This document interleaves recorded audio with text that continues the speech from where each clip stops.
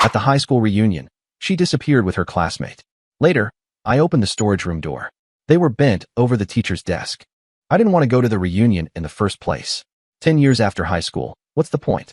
Most of the people I knew back then had either vanished into mediocre lives or were waiting for this night to flex like they'd become something extraordinary. Still, Claire wanted to go. She insisted it would be fun, a night of nostalgia, a chance to laugh about the past. So I agreed. That was my first mistake. The old gym hadn't changed much. Same squeaky floorboards, same smell of sweat mixed with disinfectant, though now someone had tried to mask it with rented lights and a cheap DJ. Banners hung from the ceiling, reminding us that once upon a time we were the class of 2013, full of promise and fake confidence. I watched my classmates hug each other, some drunk already, others parading their kids on phone screens or bragging about careers. I kept to the bar at the side of the gym, sipping watered-down rum and Coke, nodding politely whenever someone remembered my name. Claire was in her element. She looked stunning in a red dress, the kind that hugged her figure in all the ways I didn't deserve. People swarmed her, old friends and half-forgotten rivals. She glowed under the attention. She had that easy smile, that laugh that carried, and I was just the man on her arm. I didn't mind at first. Let her have her fun. But then she started disappearing. First to the bathroom, then to say hi to someone on the other side of the gym, then out into the hallway to catch up in private. Each time I told myself not to overthink it. It was a reunion, not a prison. But there was a rhythm to her vanishing acts, a kind of pattern that started gnawing at me. I lost sight of her for the third time when I was talking to an old classmate, Tyler. He was drunk, slurring, bragging about a car dealership he ran. Then he leaned in, lowered his voice, and said, "Funny, huh? Seeing Claire back with Ryan tonight. Feels like high school all over again." The words hit like a slap. "Back with Ryan?" I asked. Tyler blinked at me. "You didn't know? They dated back in junior year. I saw them heading down the east hallway a few minutes ago." Guess history repeats itself. I forced a laugh, but inside my chest tightened. Ryan Cole. Of course. The guy every teacher adored for his fake charm. The guy who slept his way through prom dates and bragged about it. The guy Claire had never once mentioned to me. My stomach twisted. I excused myself, walked fast through the gym, pushing past conversations and hugs. The east hallway was darker, quieter. Old trophy cases lined the walls. Dust settled on forgotten plaques. My shoes echoed as I moved. I tried doors one by one, locked classrooms, empty offices. My pulse thudded in my ears. Then I reached the storage room, the one where the janitors used to keep spare desks and boxes of textbooks. The handle was warm. I heard muffled sounds from inside. A low laugh. A whisper. A soft thud. I didn't knock. I turned the handle and shoved the door open. The smell hit me first. Sweat, alcohol, dust. Then my eyes adjusted to the dim light of a single bulb overhead. And there they were. Claire bent forward over the old wooden desk, her hair falling into her face, dress bunched around her waist. Ryan behind her, shirt half off, his grin wide and arrogant. They froze when the door slammed against the wall. For a second, nobody moved. The sound of my heartbeat drowned out everything. I couldn't breathe. I couldn't speak. I just stood there, staring, as if my brain needed extra time to process what my eyes had already seen. Claire whipped around, face pale, mouth opening and closing without words. Ryan didn't flinch. He leaned back against the desk, pulling up his pants casually, like I was just an inconvenient interruption. He smirked at me, that same smirk he'd worn in high school whenever he got away with something. "Jason," Claire finally managed, her voice trembling. "It's not." "Don't," I snapped. The word came out like a growl. "Don't you dare." The rage boiled up before I could stop it. I lunged at Ryan, grabbing his shirt, slamming him against the wall of stacked chairs. The metal rattled and clanged. He laughed. Actually laughed, even as I shoved him harder. "Relax, man," he said. "You weren't supposed to find out like this." That laugh broke something in me. I pulled back and punched him. My fist connected with his jaw, the impact sending pain shooting up my arm. He stumbled, cursed, but still wore that smug grin. Claire screamed my name, trying to pull me off him, but I shoved her hand away. "You piece of garbage," I shouted. "You think this is a joke?" He spat blood onto the floor, shrugged. "What can I say? She came to me, just like old times." That line cut deeper than the punch. My stomach flipped. Old times. She had chosen him before. And now again. I wanted to hit him again, but footsteps pounded outside the door. The commotion had drawn people. Suddenly, classmates crowded the doorway, faces wide-eyed, phones already out. The scene burned into memory. Me with my fist raised, Ryan with his lip bleeding, Claire half-dressed, screaming for everyone to stop looking. Someone shouted, "Holy crap, they're in the storage room." Laughter and gasps filled the hallway. I heard the click of cameras, the whispers turning into shouts. Claire tried to cover herself, tried to plead. It's not what it looks like. Jason, please listen. But the crowd didn't care. The reunion had just delivered its biggest scandal. Ryan wiped his mouth, pointed at me, and said loudly, he should thank me. I'm doing him a favor. She never stopped wanting me. The hallway erupted. Gasps, nervous laughter, some people cheering the drama like it was entertainment. Phones kept recording. I looked at Claire, her face streaked with tears, mascara running, trying to explain to me while everyone watched. I didn't listen. I turned and walked straight through the crowd, their voices chasing me down the hall. People tried to stop me, tried to ask questions, but I pushed through, out into the cold night air. My chest heaved. My hands shook with leftover adrenaline. Behind me, I could still hear Claire screaming my name, begging, swearing, sobbing. And over it all, Ryan's laughter echoing through the hallway. That sound stuck with me more than anything else. I thought walking out of that storage room would be the hardest part. I figured the image of Claire bent over that desk, Ryan grinning like he'd won some prize, and the eruption of gasps from our classmates would be the memory that haunted me. But leaving wasn't the end of it. It was only the start. By the time I reached my car, my phone was vibrating nonstop in my pocket. I pulled it out, and the screen lit up with so many notifications it looked like a slot machine. Dozens of messages, new group chats I hadn't even been in before, random numbers texting me. I opened one without thinking and nearly dropped the phone. Someone had already uploaded a video. There I was, shoving Ryan against the stack of chairs, Claire screaming, her dress pulled halfway up, Ryan smirking through the chaos. People were laughing in the background, a chorus of "oh my god" and "holy shit" echoing over it.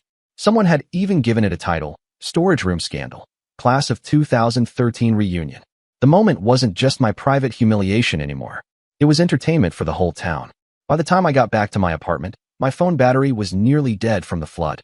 Old friends I hadn't spoken to in years were messaging me. Some offered sympathy. Others sent the video with a string of laughing emojis. A couple just said, "Man, I'm sorry, but that's wild." I threw the phone onto the couch, but it kept buzzing. Claire called 23 times before I blocked her. She filled my voicemail with a soundtrack of sobbing, begging, and half-excuses.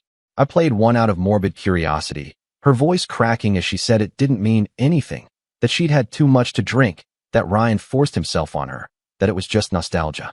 She switched stories mid-sentence, stacking lies on top of each other. I deleted the rest without listening. The next morning, my mother called. Her voice was brittle, the way it had been when my father died years ago. She asked me if it was true, if the woman she thought was going to be her daughter-in-law had really done what people were saying. She had seen the video. Everyone had. I told her yes, it was true, and for a long stretch neither of us spoke, just the faint sound of her breathing heavy on the other end. I realized the scandal wasn't mine alone. It had seeped into the people around me, staining everything. At work that Monday, my boss called me into his office. He was an alumnus of the same high school, so of course he had already heard.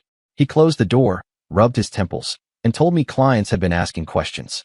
He said he wasn't firing me, but the whole mess was becoming visible in ways that could damage the firm. That was the word he used. Visible. My humiliation had turned into some public brand everyone else had to manage. Meanwhile, Claire was busy trying to save face. Since I wouldn't take her calls, she turned to Facebook. She wrote a long, rambling post about how I had lashed out in jealousy, how Ryan was just a friend, how the video was misleading. She painted herself as the victim of a misunderstanding. It didn't work. People weren't buying it. Screenshots of her with Ryan in that room spread everywhere, and every time she tried to defend herself, someone dropped another screenshot or clip. The internet had decided she was a liar, and once it decides, you're done. 2 days after the reunion, I heard a loud knock on my door. I opened it to find Claire standing there, her makeup smeared, hair tangled, looking like she hadn't slept in days. She begged me to let her in. I told her there was nothing to say. She tried pushing past me, but I held the door. She said she loved me, that she had made a mistake, that Ryan pressured her. She changed her story 3 times in 30 seconds, as though if she just found the right version I'd forgive her. Behind her, I saw my neighbor watching from across the hall. Another door cracked open further down, people curious to see the drama live. They had seen the video, now they were seeing the aftermath. Claire dropped to her knees, clutching my leg, sobbing loudly enough for the whole floor to hear. I told her to leave, my voice sharp, and the words echoed down the hall. She finally stood, her face twisting from sorrow to fury. She hissed that I'd regret throwing her away, that everyone would believe I attacked Ryan, and stormed off in her heels, leaving me standing with the eyes of my neighbors burning into my back. The next morning, the police called. Ryan had filed a report. They wanted me to come in and answer questions about the reunion incident. I sat in a buzzing little room with a flickering fluorescent light, giving my statement. I told them I'd walked in on my fiancée with another man, that I shoved him in rage, that I hit him once, and then walked away. The officer nodded and said several witnesses had already stated Ryan provoked me, and there was footage that showed him laughing and taunting me. For the moment, it wasn't going anywhere. But the fact that I was even sitting in that chair, explaining myself like a criminal, made me sick. When I walked out, my phone buzzed again. Photos this time. Ryan at a bar, his jaw swollen, grinning with a drink in his hand, showing it off like a trophy. And sitting next to him, laughing, holding his hand, Claire. I stared at the screen until my knuckles went white. That night, I couldn't sit still. I couldn't hide inside my apartment while they sat there parading around like celebrities. So I drove to the bar. It was one of those dives with sticky floors and half-dead neon lights. The second I walked in, every head turned. People recognized me instantly. Whispers rippled, phones lifted. They all knew who I was. Claire saw me first. Her eyes went wide, her smile vanishing. Ryan smirked, raised his glass, and called across the bar, "If it isn't the star of the reunion." The place erupted with laughter. I walked toward their table, every step measured, my fists clenched at my sides. The room went quiet as I stopped in front of them. I asked Ryan if he really thought this was funny. He leaned back in his chair, draping his arm around Claire, pulling her against him. He told me it was history, that 10 years later she still knew who she wanted, that I should face it. I'd lost, and she had chosen him. The words dug under my skin, but before I could answer, a voice cut through the silence. It came from behind me, slurred but clear. Lisa, Claire's old best friend, stumbled forward from the bar, drunk and swaying. She looked straight at Claire, then at Ryan, and laughed bitterly. "That's not the whole story, Ryan," she said. The tension snapped like a wire. Ryan sneered at her, told her to shut up. But Lisa just smirked. She told him Claire hadn't only been crawling back to him. She had been with someone else too. Another man. The bar erupted in gasps. Phones came up again, capturing every word. Ryan's face twisted in confusion and anger. He stood, towering over Claire, demanding to know who. Claire stammered, her lips trembling, denying it weakly. But Lisa wasn't finished. She said she had seen Claire at a hotel last month, and it wasn't Ryan she was with. The silence that followed was deafening. Ryan turned on Claire, his fury boiling over, while she sat pale and speechless. The classmates who had been laughing a minute earlier now stared with wide eyes, caught between horror and fascination. And for the first time since the reunion, I didn't feel rage or shame. I felt a cold, steady satisfaction, watching the two of them start to tear each other apart under the weight of their own mess. When I walked out of that bar after Lisa's drunken revelation, I thought maybe, just maybe, things would finally start dying down. I had seen Ryan's face twist in shock, had watched Claire choke on her words while the crowd turned against her, and for the first time since the reunion, I felt like the weight wasn't all on me anymore. But scandals like this don't fade. They don't shrink. They feed themselves, grow bigger, spill into places you never expect. By the next morning, the story wasn't just about Claire and Ryan. The video of Lisa exposing her at the bar had made its way online. Someone had uploaded the entire thing. Me standing there, Ryan's smirk melting off his face, Lisa shouting that Claire had been with another man, and the eruption of the crowd. The clip spread faster than the storage room video. Strangers who didn't even know us were commenting, speculating, inventing theories about who the other guy might be. People turned it into a guessing game, tagging old classmates, dragging names into it. My phone wouldn't stop buzzing. Some classmates messaged me, apologizing that I had been dragged into something so insane. Others sent screenshots of the bar video, adding comments like, "Bro, you won this round," as if it was some kind of sport. A few strangers even followed me on social media, sending me messages that were a mix of sympathy and entertainment, people treating my ruined engagement like binge-worthy reality TV. Ryan, of course, didn't take it quietly. That night, someone sent me a clip of him live streaming from his car, raging about how Claire had lied to him too, calling her names, saying she was trash, accusing her of stringing both of us along. He looked drunk, shouting into his phone, demanding people pick sides. It would have been laughable if it wasn't my life at the center of the spectacle. Claire didn't disappear either. She tried to clap back online, making her own video, crying into the camera about how she had been betrayed by friends and humiliated by people she trusted. She didn't mention me. Not once. She painted herself as the victim of gossip, claiming Lisa was jealous, claiming Ryan was toxic, claiming the whole story was blown out of proportion. But every time she opened her mouth, someone dropped another clip, another screenshot, Another piece of evidence that made her look like a liar. The internet had decided, and it wasn't in her favor. The whispers reached everywhere. At work, I overheard 2 coworkers in the break room arguing about whether Claire had cheated with 2 guys or 3. They shut up when they noticed me walk in, but their faces said enough. Even my boss couldn't ignore it anymore. He called me back into his office and told me, gently but firmly, that clients were uncomfortable being associated with someone embroiled in scandal. I wasn't fired, not directly, but I was told to take extended leave, which, in professional language, meant don't come back. Losing my job should have been the lowest point, but it wasn't. The lowest point came when I went out to grab food one night and saw my own face on a flyer taped to a street lamp. Someone had printed stills from the storage room video and made a meme out of it, plastering it around town. Under my photo, bold letters read, "Reunion Champion, walked in on his girl."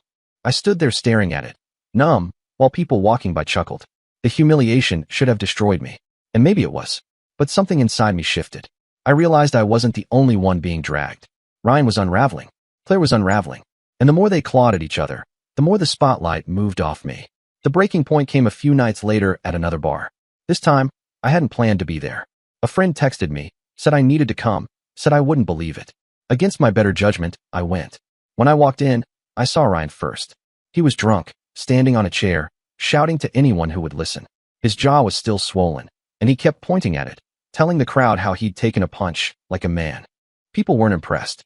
They were laughing at him, mocking him. Claire sat at a table in the corner, makeup smeared, glaring at him with hatred. Ryan saw me and immediately started yelling. He called me names, told the bar I was pathetic, that I couldn't handle losing, that I was nothing compared to him. I didn't move. I just stood there, letting him dig his own grave. Then, out of nowhere, Claire stood up, marched over to him, and slapped him across the face. The sound cracked through the bar, silencing the laughter. "You ruined my life," she screamed at him, loud enough for the whole place to hear. "You promised me we'd be together, that it would all work out, and now look at this. Everyone hates me because of you." Ryan stumbled, shocked, then tried to grab her arm. She yanked away, shouting that he had used her, that he had convinced her to risk everything just for him to gloat. The crowd watched, phones out, recording every second. I should have left then. I should have walked out and let them implode. But I stayed. Maybe I wanted to see how far they would sink. Maybe I wanted proof that I wasn't the fool here. They were. Ryan shouted back, calling her a liar, telling everyone she had been cheating on him with someone else, that she was never faithful. Claire screamed that he was making it up, that he was just bitter because she didn't want him anymore. The argument spiraled until Claire grabbed a drink from a nearby table and threw it in his face. Ryan lunged at her, and people jumped in to pull them apart. In the chaos, someone shouted, "This is better than the reunion."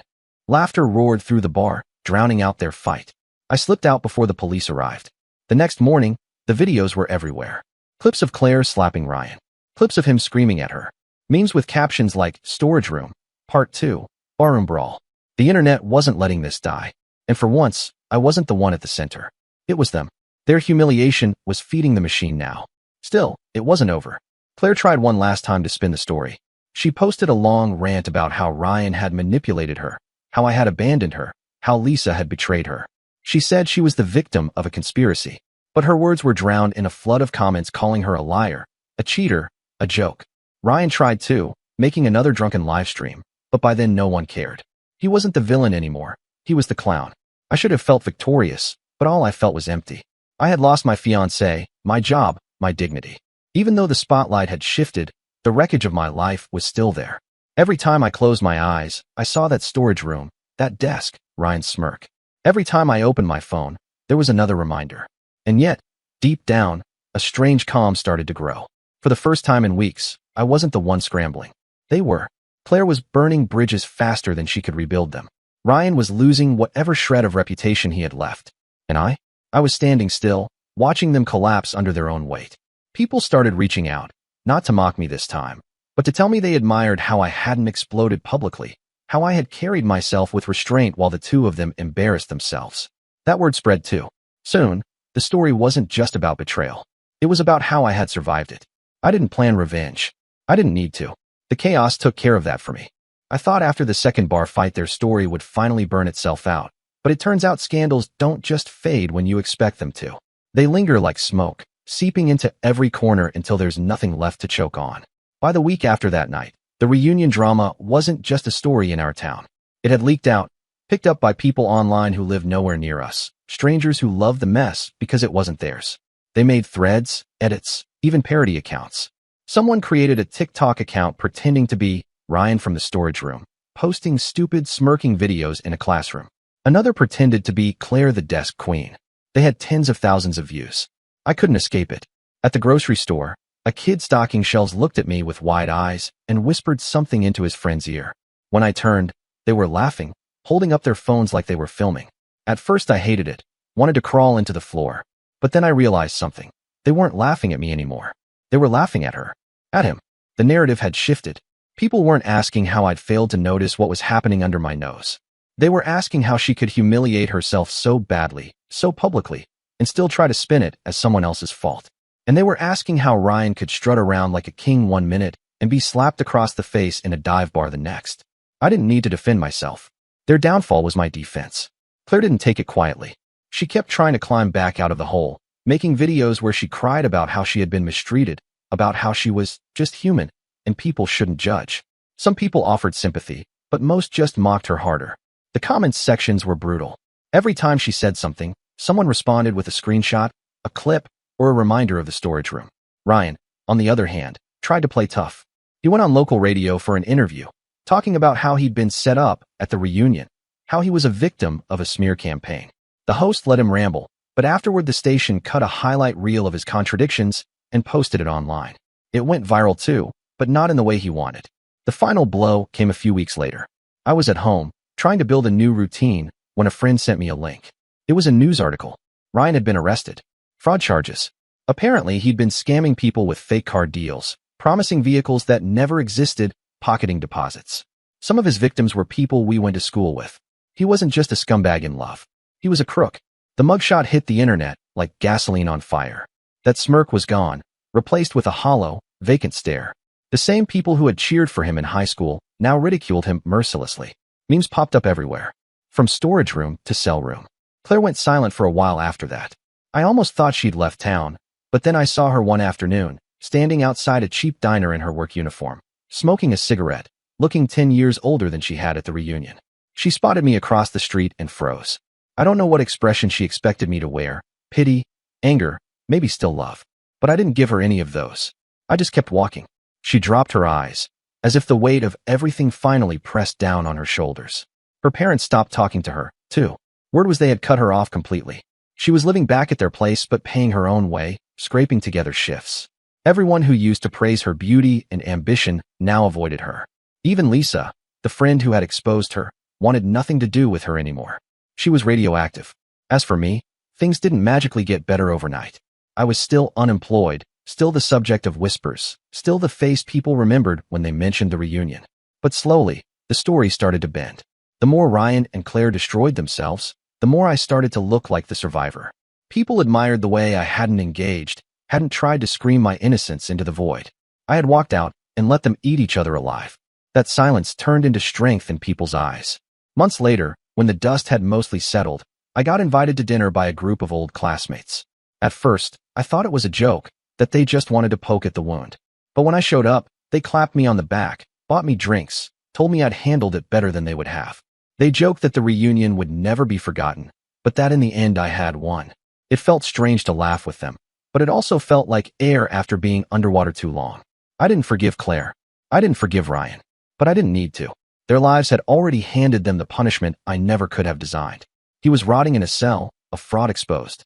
She was stuck in the same town, the same streets, with everyone pointing at her as the girl who had ruined herself for nothing. And me? I rebuilt. Slowly. I found another job in a different city. I moved away from the streets that carried too many whispers. I started dating again, cautiously, with scars I didn't bother hiding. I told the truth to the ones who asked, and strangely, that truth didn't repel them. It made me real. The next reunion came years later. I almost didn't go, but curiosity pulled me back. The gym was decorated the same way, the lights still cheap, the floor still squeaky. Faces were older, heavier, more tired. But when I walked in, heads turned, not in ridicule this time, but in recognition. I wasn't the guy from the video anymore. I was the guy who had survived it. Claire wasn't there. No one expected her to be. Ryan obviously wasn't either. But people still whispered about the storage room scandal, like it had become part of the school's folklore. A cautionary tale. Some even told me directly, "That night was crazy, but you walked out with dignity." It was surreal, knowing that the worst night of my life had turned into the story that defined me, but not as a victim. As someone who stood still while others destroyed themselves. I don't romanticize it. I don't call it fate or karma. It was ugly, humiliating, and brutal. It cost me more than I ever thought I could lose. But it also stripped away illusions I didn't know I was living under. Claire was never the woman I thought she was. Ryan was never the threat he wanted me to think he was. And the people who cheered their downfall reminded me of something important. The world doesn't need you to fight for justice all the time. Sometimes it hands it out for you, messy and cruel. When I think back to that night, I don't hear Claire's screams anymore. I don't see Ryan's smirk. I don't feel the rage in my fists. I remember the silence after I walked out of that room, the cold night air hitting my face, the way the sky stretched overhead, uncaring. That silence was the real ending. Everything else was just noise.